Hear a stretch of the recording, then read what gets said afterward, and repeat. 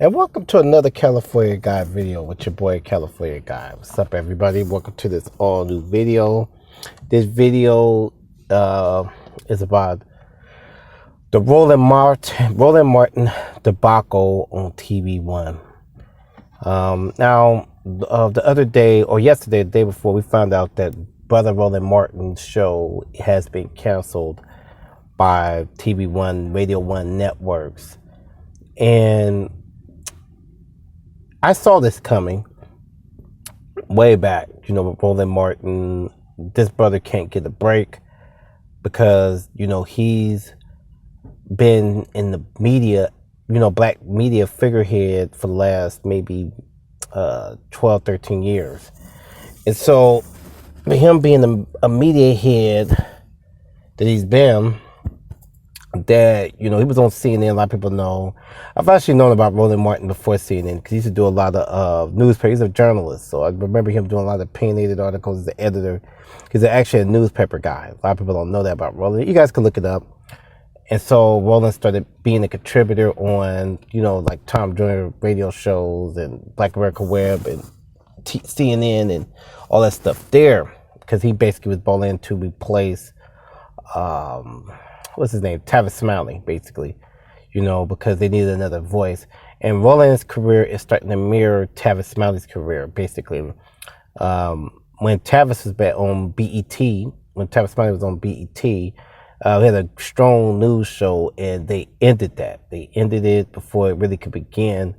I noticed when it comes to black companies, private black companies that we own, and we talk about group economics, and TV1 is a black company who made a deal with Universal Comcast that we're unable to keep our reporters. This happened with Ebony, this happened with Essence, this happened with BET even, and now TV1 is starting to sort of have the same things. And this show was a very good show for the African American community because it informed black people about news and politics and the daily going on in the black community.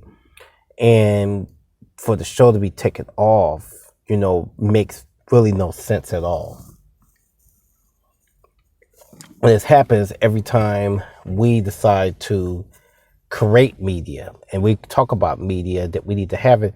And it seemed like when they brought Roland Martin on TV1 and he had his show, it was only because Barack Obama was president of the United States at the time.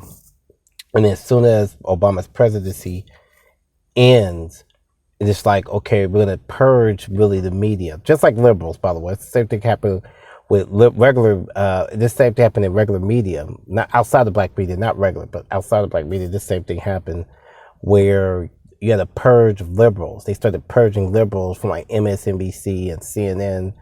They started firing prominent liberals like Cinca from the Young Turks, Cinq.